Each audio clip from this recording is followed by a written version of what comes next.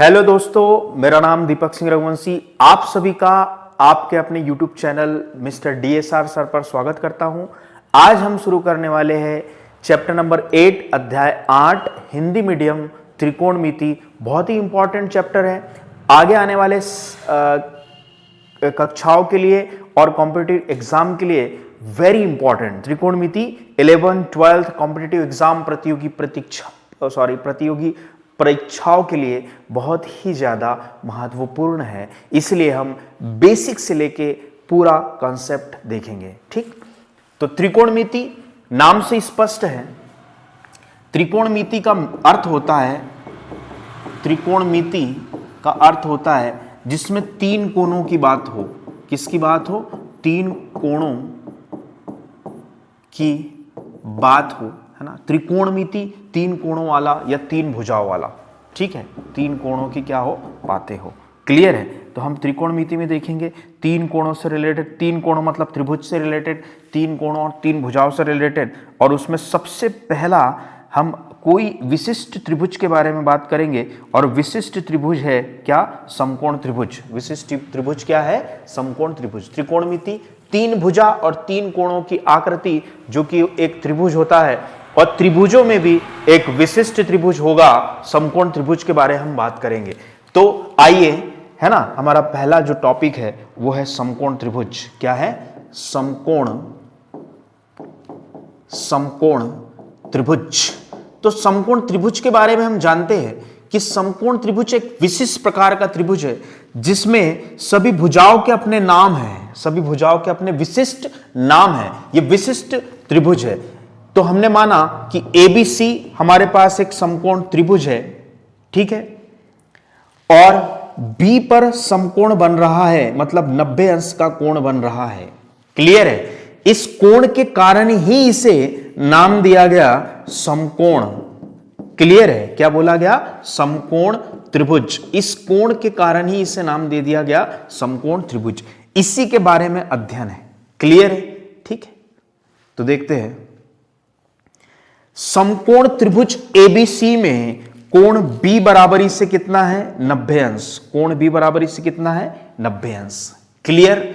90 के ठीक सामने वाली भुजा को हम कर्ण कहते हैं, क्योंकि सबसे बड़ा कोण उसके सामने वाली भुजा भी सबसे बड़ी।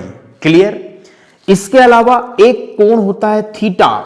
एक कोण होता है थीटा जिसका मान 90 से छोटा होता है। क्यों 90 से छोटा होता है? यदि ये थीटा ही 90 अंश हो जाएगा और ये भी 90 अंश के बराबर हो जाएगा तो इन दोनों का सम ही 180 हो जाएगा। इसलिए ये जो थीटा होता है वो 90 से हमेशा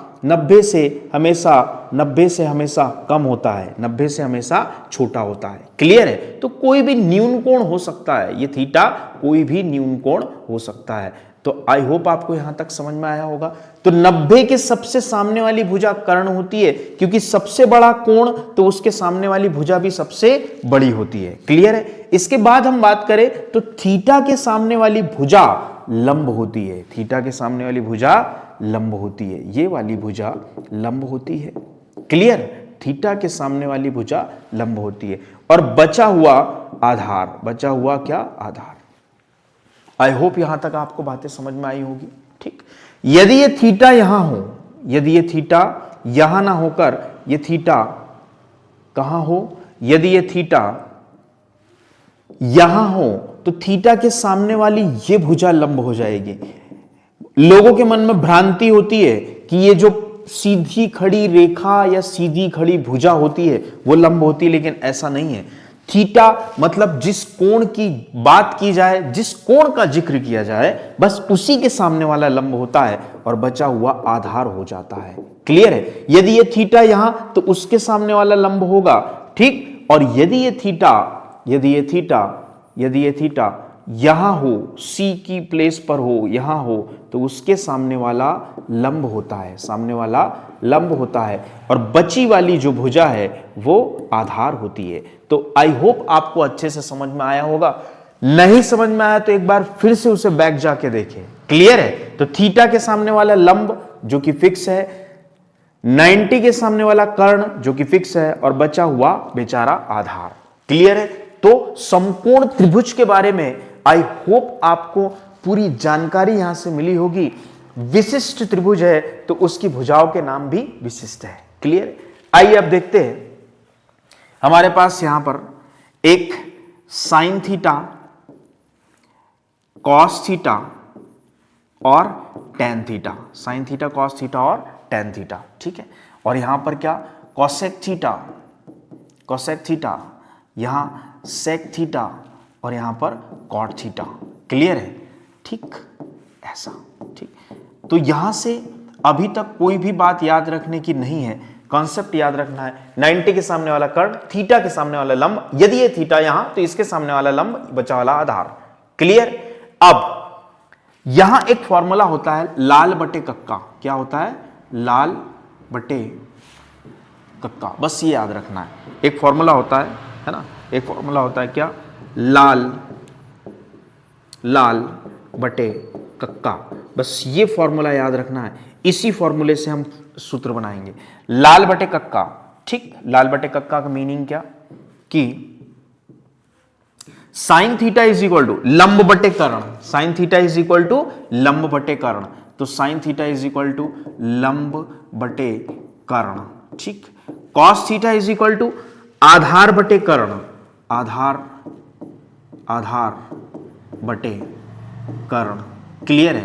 ten theta is equal to लंब बटे आधार, tan theta is equal to लंब बटे आधार होता है। क्लियर है? Tan theta is equal to लंब बटे आधार।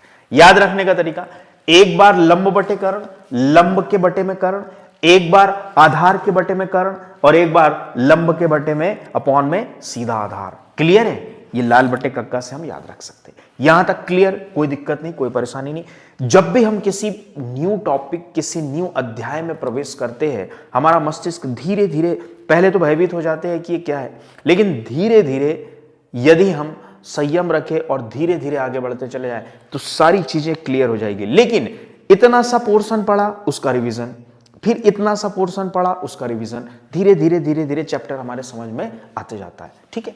साइन थीटा का उल्टा होता है कोसेक थीटा, तो sine theta is equal to क्या था, लंब बटे कर्ण, तो कोसेक थीटा हो जाएगा कर्ण बटे लंब। यहां से उल्टी गिनती चालू हो जाती है, तो साइन थीटा लंब बटे कर्ण था, कोसेक थीटा हमारा हो जाता है कर्ण बटे लंब, कोसेक थीटा कर्ण बटे लंब। यहां से मॉरल क्या निकला कि साइन थीटा किसका उल्टा, कोसेक थीटा का उल्टा, कोसेक थीटा का उल्टा।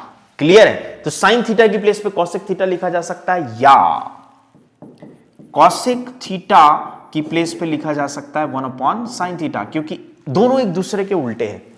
साइन थीटा लंब बटे कर्ण, कोसेक थीटा कर्ण बटे लंब।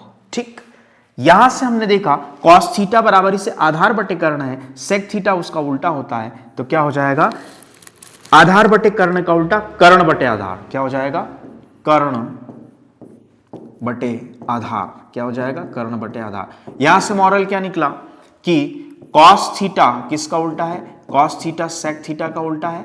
ठीक है? या हम ऐसा भी लिख सकते हैं कि sec theta is equal to 1 upon cos theta.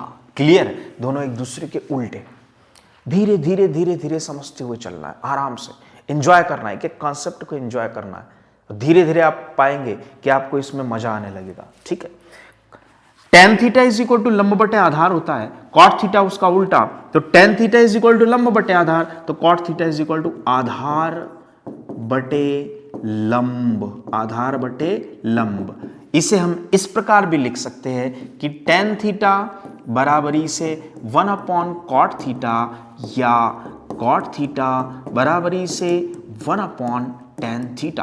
तो यहां तक आई होप आपको समझ में आया होगा। समकोण त्रिभुज है, समकोण त्रिभुज, त्रिकोणमिति, all about right angle triangle, समकोण त्रिभुज के बारे में सारी जानकारी है, समस्त जानकारी है। समकोण त्रिभुज एबीसी है, जिसमें कोण बी 90 अंश है, 90 अंश के सामने वाली भुजा कर्ण होती है, थीटा के सामने वाली भुजा लंब होती है। यदि थीटा सी पर तो लंब ए बी, यदि थीटा ए पर तो लंब बीसी होता है, बची हुई भुजा आधार होती है। फिर हमने देखा sine cos tan, cosec sec cot. Sine theta लाल बटे कक्का से sine theta is equal to लंब बटे कर्ण, cos theta is equal to आधार बटे कर्ण, tan theta is equal to लंब बटे आधार। साइन थीटा का उल्टा कॉसेक थीटा, तो साइन लंब बटे कर्ण तो कॉसेक कर्ण बटे लंब। ठीक, कॉस आधार बटे कर्ण, सेक उसका उल्टा तो कर्ण बटे आधार, टेन लंब बटे आधार तो कॉट आधार बटे लंब। ठीक है, साइन कॉसेक का उल्टा तो sine theta is equal to 1 upon cosec theta, cosec sine का उल्टा तो cosec theta is equal to 1 upon sine theta भी लिख सकते हैं। कॉस सेक का उल्टा तो cos theta is equal to 1 upon sec theta, sec theta is equal to 1 upon cos theta भी लिखा जा सकता है। Tan theta is equal to 1 upon cot theta और cot theta is equal to 1 upon tan theta. तो ये था introduction भाग 1 त्रिकोणमिति का, और आई होप आपको समझ में आया होगा। यदि आपको चैनल अच्छा लगे, यहाँ का कंटेंट अच्छा लगे, तो आप चैनल को सब्सक्राइब करें, लाइक करें एंड शेयर करें। Thank you.